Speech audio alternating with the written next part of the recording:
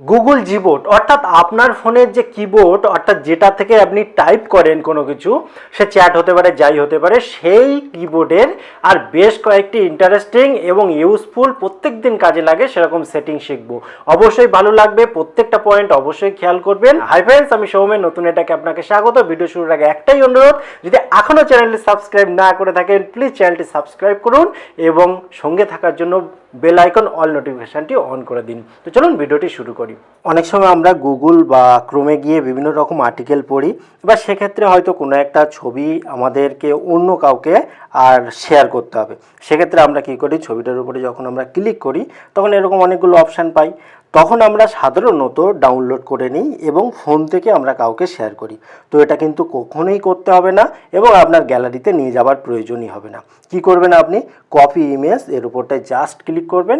Click করার পর আপনি এখান থেকে বেরিয়ে আসবেন এবং যেখানে আপনি দিতে চান যা সেই জায়গাটা আপনি বেছে নেবেন। বেছে নেবার পর ধরুন আমি হোয়াটসঅ্যাপে পাঠাবো, সেক্ষেত্রে যেখানে টাইপ মেসেজ এর উপরটায় ক্লিক করবেন। ক্লিক করলে দেখুন এখানে কিন্তু ইমেজটা অলরেডি শো করছে। আপনি জাস্ট ইমেজের উপরে ক্লিক করবেন। ক্লিক করলে দেখুন অটোমেটিক এটা এখানে চলে আসলো। তারপর আর কোনো কাজ নেই, আপনি জাস্ট এটাকে সেন্ড করে দেবেন, তাহলেই কিন্তু হয়ে যাবে। এবার দ্বিতীয় অপশানে দেখুন, আমরা সাধারণত কি করি, কোনো একটা ইমেজ যদি দিতে হয় আমরা সাধারণত এখানে ক্লিক করি। ক্লিক করলে ইমেজগুলো চলে আসে। এবারে এটা আমি করেছি বলে এরকম শো করছে। ধরুন কোনো একটা স্মাইলি ইমেজ যখন আপনি বাছবেন তখন তার উপরে একটু ধরে রাখলে এখানে দেখুন ওই রিলেটেড অনেকগুলো ইমেজ কিন্তু চলে আসবে।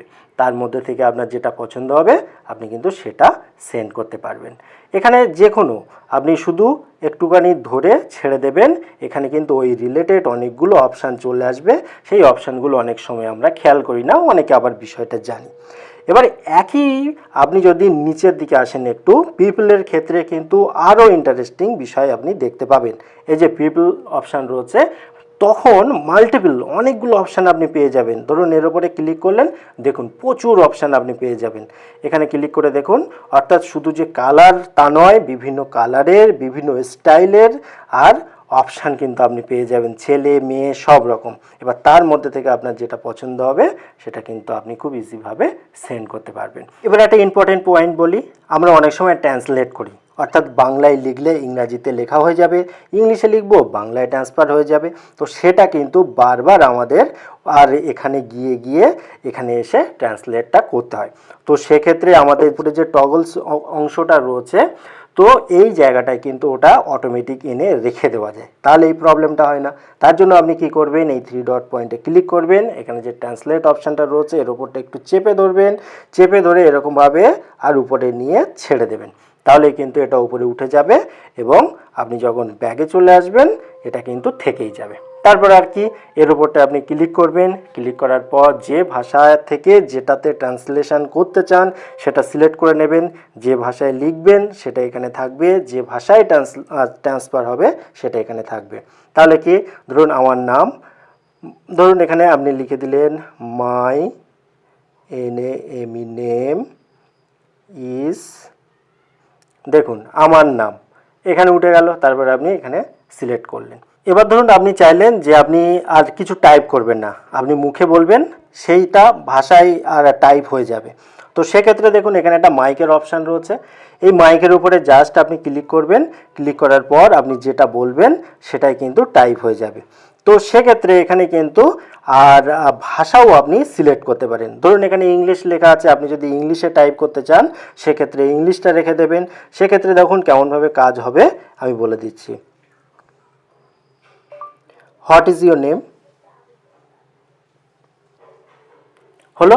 এবারে আপনি যদি এটা বাংলায় ট্রান্সফার করতে চান বা আপনি বাংলায় বলবেন সেটাই লেখা হবে, সেক্ষেত্রে এই যে এখানে ইংলিশ রয়েছে এর উপরটা একটু চেপে ধরবেন।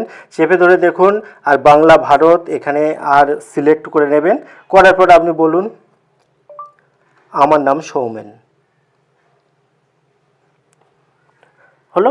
এইভাবে কিন্তু আপনি খুব সহজেই এই কাজগুলো করতে পারেন। ধরুন আপনি এই লেখাগুলো এরকমভাবে সিম্পলভাবে আছে, আপনি যদি এটাকে একটু চেঞ্জ করতে চান, থিম দিতে চান, সেক্ষেত্রে দেখুন খুব সিম্পলভাবে এই যে 3 ডট পয়েন্ট রয়েছে, এখানে দেখুন থিম অপশান রয়েছে, এই থিমের উপরে ক্লিক করবেন। ক্লিক করলে কিন্তু এখানে অনেকগুলো থিম পেয়ে যাবে এবং এখান থেকে যদি আপনি চান ল্যান্ডস্কেপ থিম ব্যবহার করবেন, সেক্ষেত্রে এখানে ডাউনলোড করে নেবেন, করে নিলে কিন্তু আর থিমটা ব্যবহার করতে পারবেন। এখানে অনেক কিছু রয়েছে, সেগুলো আপনি ইউজ করতে পারেন। তো একটা আমি ডাউনলোড করে দেখিয়ে দিচ্ছি। তো একটা এখানে এই ডাউনলোড হচ্ছে, তারপরে দেখুন এখানে যখন অ্যাপ্লাই করলাম, এখানে কিন্তু এরকমভাবে সুন্দর আর ফেস কিন্তু দেখালো। ভিডিওর কোন পয়েন্ট আপনার ভালো লেগেছে অবশ্যই কমেন্ট করে জানাবেন। আবার দেখা হবে পরবর্তী ভিডিওতে, ততক্ষণ ভালো থাকুন, সুস্থ থাকুন, বাই বাই।